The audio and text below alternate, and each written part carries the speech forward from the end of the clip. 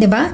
Kung ito ay patungkol sa trabaho mo sa social media, online work, online job, online selling, ibig sabihin nito, there's a commitment, a connection, a partnership with other people. Kasi may mga taong nagtitiwala sa'yo. So I'm really getting that kind of vibe para sa'yo.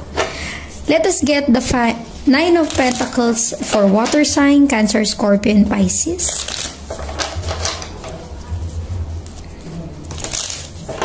Give me the Nine of Pentacles for water sign, Cancer, Scorpion, Pisces.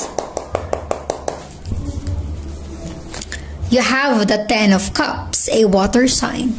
Ibig sabihin nito, dahil nga sa unti-unti mong nai-improve yung buhay mo, yung sarili mo, yung career mo, na i-share mo to sa pamilya mo.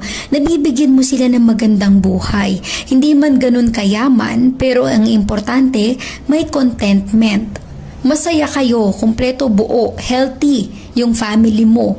And it feels like yung mga pangangailangan nila ay napoprovide mo. Maaaring ikaw ay breadwinner sa pamilya.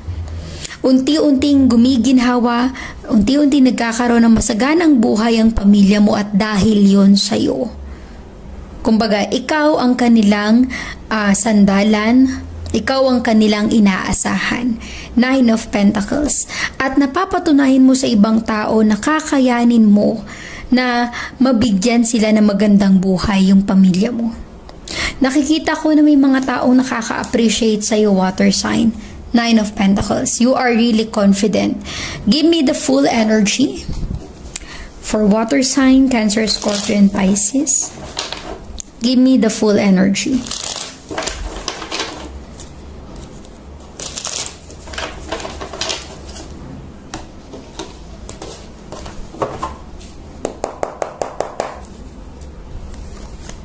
You have Page of Wands, a fire sign. Ibig sabihin ito, water sign, maaaring ikaw involved with a fire sign, Aries, Leo, and Sagittarius. But there is something new in your life na you want to pursue.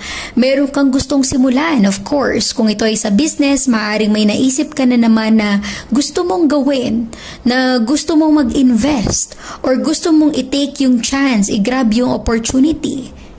And you just want to enjoy your life. You are taking the leap of faith na sana may magandang kahantungan to. Kung ito ay relationship or connection, maaaring meron kang new admirer in your life, water sign, kung ikaw ay single. Diba? And it feels like ayaw mo nang stressin, ayaw mo nang isipin kung meron bang patutunguhan itong new opportunity